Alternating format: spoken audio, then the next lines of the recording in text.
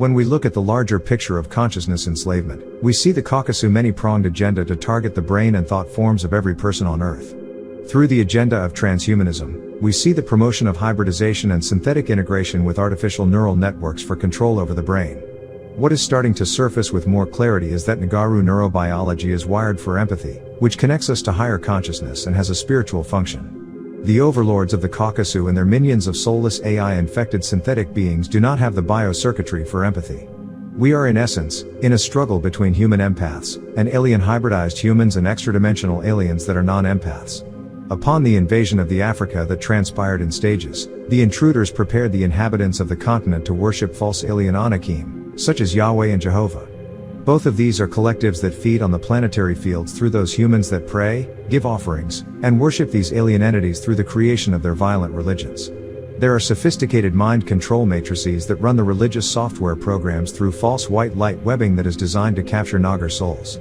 To enforce their patriarchal domination in Nagar culture, some false father archetypes were hand-selected by the Anakim and showcased as patriarchal prophets for their violent religions. Through brainwashing methods employing militarization strategy with technological mind control, the predator mind and their religions were downloaded into the Nagar mind. When the Nagar mind was invaded, the collective race mind of humanity was forever changed. Over generations of religious programming, the truth of the Anakim invasion was forgotten through the consistent consciousness wiping and recycling of the collective soul body of the Negro. This allowed the Anakim ideology of killing, warring, persecuting and torturing Negaru to run rampant on Earth, and for humans to believe they are bound to a variety of insane religious rituals. Repeated rituals are emphasized in Orthodox religion to mind control Africans into strict dogmatic beliefs mixed with an obsessive level of anxiety. In religious zealotry, or in satanic ritual, the person's fear and anxiety feed these vampiric entities. These entities then stimulate the binding to religious or ritual addiction to continue to generate energy from believers. When a Nagar mind is dogmatic, obsessive and ritualistic, it shuts down and loses access to free and open thinking. The Caucasus reptilian overlords are a satanic force that have a predatorial ideology that uses females as slaves or breeders, while seeking territorial dominion on other planets within their warring and killing culture. Like their Caucasus and Pale Arabu children, they are a predator force with a predator mind which is mainly responsible for creating much of the negative ego in humanity through mind control programming called religion, and they have introduced financial and debt enslavement to planet Earth through the Western banking cartels. Additionally, the Pleiadians are blonde-looking humans, slaves and food of the reptilians yet are also predatorial. This species is responsible for spreading racism, genetic discrimination and genetic experimentation, such as the Nazi ideology, and they are proponents of promoting their belief system of genetic superiority through spiritually abusive methods of eugenics. This group was directly involved with Hitler's Germany and World War II. The Draco species are capable of shape-shifting and have extremely developed psionic abilities, which allow them to possess or enter bodies through consciousness projection. Therefore, many of these Draco entities are confused by people as the devil or believing they are Satan, as an individual figure. The Draconians, through Abrahamic religions, teach that they were here in this universe first, before Negaru, and as such they are heirs to the universe and should be considered royalty. They find disgust in the fact that Sabians do not recognize this as a truth. They have conquered many star systems and have genetically altered many of the life forms they have encountered. The area of the galaxy most densely populated with Draconian subraces is in the Orion system, which is a huge system, and systems in Rigel and Capella. The mindset or consciousness of the majority of races in these systems under the Draco is service to self, and as such they are always invading, subverting and manipulating less advanced races, and using their technology for control and domination. This is a very old and ancient war, and the peace promoted by our Natharu overseers is always being tested by these beings, who believe that fear rules, and love is weak. They believe that those they perceive to be less fortunate, in comparison to them, are meant to be slaves and food. This belief system is promoted at birth in the reptilian races, wherein the mother, after giving birth, will abandon the offspring to fend for themselves. If they survive, they are cared for by a warrior class that uses these children for games of combat and amusement. So, you can see that the reptilians are forever stuck in survival mode. This means they have no boundaries in what they will do to other beings. It is ingrained in the draconian hierarchies to teach them to never trust Negaru. We are destined to outpace their children the Caucasus and Pale Arabu. The Abrahamic seed directly promotes the basis of collective misogyny, hatred and sexual objectification on the planet, of which many women may feel on this earth is debasing all of their potential to hold the true balanced feminine aspect, as holder of the mitochondrial DNA. Also, males must learn to respect their own inner feminine from their mother as a unified part of SABAT-U, and this is challenging for many Negro to accomplish on the earth with the religious and foreign cultural mind control that radically impacts both genders and sexual misery. We are constantly indulging in dramas which are being used as a setup to replay the genocidal Holocaust of Abrahamic colonization and the slave trade. These timelines were important events to destroy and dilute the pure-blooded Nagar feminine and turn her to a sexual dumping ground that would aid in the emasculation of Nagar males. A house divided against itself cannot stand. Their own holy books taught them this. The Caucasus and their overlords have a serious vested interest in the United Kingdom as their headquarters of global domination and control. Through British colonization, most of their main harvesting networks are located in the United Kingdom, and thus they have a heavy presence in the landmass that is nicknamed Reptilian Central. These groups contact their preferred bloodlines on the earth for the express purpose of creating the next generation of religious mind control program, building Enlil's army, with its new age flavor of worship and convoluted obsessive gender politics. These Anakim require blood drinking and cannibalism of human beings to consume the living essence in order to satiate their voracious appetites. Thus, through gradual stages of invasion, these non-human forces began to insert themselves as Babylonian kings, future monarchs and captains of industry, replacing the original Nagaru. These same bloodlines are highly venerated today in the pyramid of hierarchical control that has been weaponized against Africa. These Caucasus, aided by their overlords, inserted themselves falsely as the declared rightful kings and rulers of contemporary times, believing themselves genetically elite in contrast to the majority, Melaninites. Many in the power elite claim to be genetically connected to the Celtic Druid Grail lineages in which they use perverse ghost ether trick knowledge to intentionally enslave and dehumanize the Nagar population. They are false kings of tyranny that control through masks of deception promoted through warring technological abuse, such as mind control, frequency implants and military strategies. It is both the military Caucasus and their overlords' shared greed for domination of which they both employ hidden advanced frequency technologies designed to perpetrate and promote their patriarchal, oligarchical deception strategy the world over. The Caucasus agenda is to force the planet to serve their overlords and act as an alternative food source in place of themselves, as the Pleiadians created Caucasus for the same purpose, at the expense and life force of the Nagar race and the kingdoms of Africa. Much of their network is veiled in the shadow levels of the ET and human military-industrial complex, the naval forces and in the underground bases of the Earth. Earth was invaded several times by their hostile overlords, with a major shift occurring during the Atlantean cataclysm and leading to the latest event during the Sumerian Egypt invasion. These agendas are still in effect today and impact all Nagar and earthly life as an enforced enslavement on a prison planet, being harvested for a variety of resources to send back to off-planet controllers, such as collecting energetic quanta of African life force and earthly minerals. The current chaotic world events are designed to perpetuate mass psychological operations against the Earth inhabitants that ultimately serve the objectives of those negative ghost ether forces, competing, as is their nature, to succeed in their version of the One World Order agenda. The purposeful orchestration of controlling mass perception through the intentional spreading of genetically modified foods, people and biological weapons. They've placed themselves in the most powerful positions within the majority of the world governments, world banking institutions, Federal Reserve, global organizations for policy making, and further inserted themselves into the majority of the ruling class power elite bloodlines that are still actively operating today. The leprous bloodlines that infiltrated the Earth over the last 6,000 years made agreements with the Zeta and Draconians to provide abductees as a further food source during the 1930s, which brought them much more power and reinforcement from off-planet sources in the form of technology and ships, and began their dominance in colonizing space. This also allowed Caucasus to dominate the management of the largest and richest multinational corporations and pharmaceutical industries, which were effective storefronts to cover up many crimes against humanity, as well as setting up the shadow military-industrial complex in which to develop an assortment of covert weaponry to subdue and manipulate the rest of humanity. The Zeta Draconians have their own agenda. The most aggressive and violent of the Zeta groups are those that come from the star system Rigel, and thus are called Rigelians or Zeta Draconian Rigelians. They are extremely dangerous to Nagaru as they endorse aggressive genocidal and eugenicist agendas to take over the Earth, and present themselves as guardians in order to seduce Earth humans to further their invasion and hybridization agendas. This particular group was involved in military testing projects known as the Montauk Project, in which they set up the participants to fail, whereby ripping open holes into the space-time field in the Earth body in which the Zeta gained more access levels into the Earth's energy grid. This allowed for easier access to continue human abduction experiments for genetic engineering and testing, in order to create and evolve an assortment of human clones and human hybrids that are engineered to carry out workloads or for fulfilling certain purposes.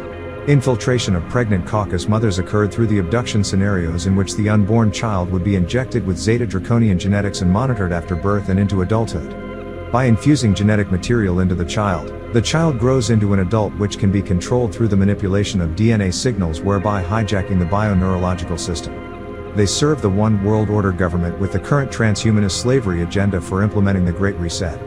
Thus, in order to gain full access to siphon our consciousness energies, as well as the African soul, they have set up global misogyny and sexual misery programs that further spread their ghost ether forces to take power and control on the earth. This is the entropic system put in place in all pillars of society in order that they can continue to hijack all aspects of the Nagar female consciousness and all of its permutations, which gives them access to the earth energies in order to achieve their total control and enslavement agenda of humanity. Effectively, the war over the African's consciousness in our universal time matrix is between the lunar ghost 6 ether consciousness, finite parasitic unnatural nature, and solar 9 ether consciousness, eternal natural nature, that are engaged in conflicts to gain control over the African soul's future on the earth during the emerging Aquarian cycle. The lunar is fighting for access to the genetic material in Nagar bodies that the Caucasus can use for colonization, life extension, hybridization and slave labor. Thus, lunar forces, also called Leviathan, have generated artificial, false female ideologies which have been utilized to run sexual misery mind control programming to promote harlotry strategies that are used for enforcing African consciousness enslavement. These are negative collective consciousness archetypal forces that have been inserted into our racial memories through Abrahamic religions and suppression of our original animistic culture, and thus embedded in Nagar consciousness to generate sexual distortions and gender reversals. They discovered that in order to gain access to the uniqueness that is the Nagaru soul, they would need to find ways to capture the mother aspect of the Godhead. It is taught amongst our Zulu brethren that many millennia ago the Anakim rolled the moon, our satellite, into its current orbit, to be used as a base of operations and for transmitting lunar broadcasts for achieving magnetic field manipulation and mind control. This makes the Earth a bona fide prison planet. This also serves to empower the Caucasus woman's Femi 6 expression on the Earth. This was an artificial system which generated moon goddess entities as the Pale Mother principle and spawned many lunar female demonic entities, which are used for the purpose of conjuring satanic forces and satanic creatures in anti-life blood sacrifice rituals.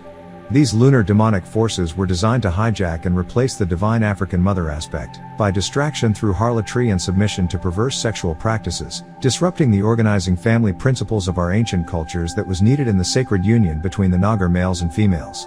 Her porne or pornographic lifestyle, that has become so prevalent in modern times, is what contributed to the mass proliferation of satanic creatures and energy parasites, by saturating the planet with lustful sex ghost ether forces. This system is called the Pale Mother that, at its source, is a non-human lunar force creation used to destroy African matriarchal authority and remove her influence. Keep in mind that although Satanism uses the mother principle for carrying out rituals and spiritual activities, it is the Pale Mother constructs which are Anakim-generated imposters holding the spiritual pillars of Satanism in this world, and not the true divine African mother or Aset Isis. What they have done is replicate the female solar divinity into lunar reversals, in order to steal and exploit the divine Nagar female attributes in the solar feminine template, degrading her to Femi 6. In this manner they rape her, removing her self-respect as she straightens her hair, bleaches her skin, lightens her eyes, dresses in tight, form-fitting and revealing outfits to offer her body to the highest earner, only to be used as a sexual dumping ground and thrown away like so many trinkets. This breeds hate amongst Nagaru and keeps female spiritual consciousness totally enslaved in the planet. The Caucasus are desperate to keep the solar feminine enslaved, because when Mother Aset Isis finally rises in her true and complete embodiment, it is game over for the massive control structures. This includes structures such as the Vatican, which have been hijacking female spiritual power through the Pale Mother to keep their global control mechanisms in place. Mary, the Pale Mother of Jesus, is seen as a pure and worthy paragon, the Mother of God even. This gives the Caucasus woman an air of authority in the minds of devout, believing Nagaru, Protestants alike. Yet behind closed Vatican doors they worship the Black Madonna. Mind control is used to form socially acceptable belief systems and shape value systems to which are used to control the masses. God, religious violence, gender issues, misogyny and sexuality are the most mind-controlled and manipulated belief systems promoted by the Anakims and their human power elite to continue their enslavement and vampirism of Nagaru. This is the deception strategy used purposely to destroy the African feminine principle, thus, simultaneously destroy the spiritual principle of the Nagar soul and spirit. In order for any Nagar to directly contact their inner spirit and God creator, they must be in alignment with their mother and female principle, to access the heart consciousness, which later develops into the balanced male-female consciousness that is the sacred union or sacred marriage principle of unity, balancement. Balancement cannot be achieved without heart integration, and that we are capable to achieve a deeply loving heart which we dedicate to our Mother of God, Aset Isis, who is our spiritual principle to access universal consciousness. Balanced connection with the Mother principle develops our inner heart. Once we connect with Mother, she reveals in our heart the consciousness of her Son, Heru Horus, which is access to both, the Holy Son and the Holy Father Asaru Osiris, simultaneously.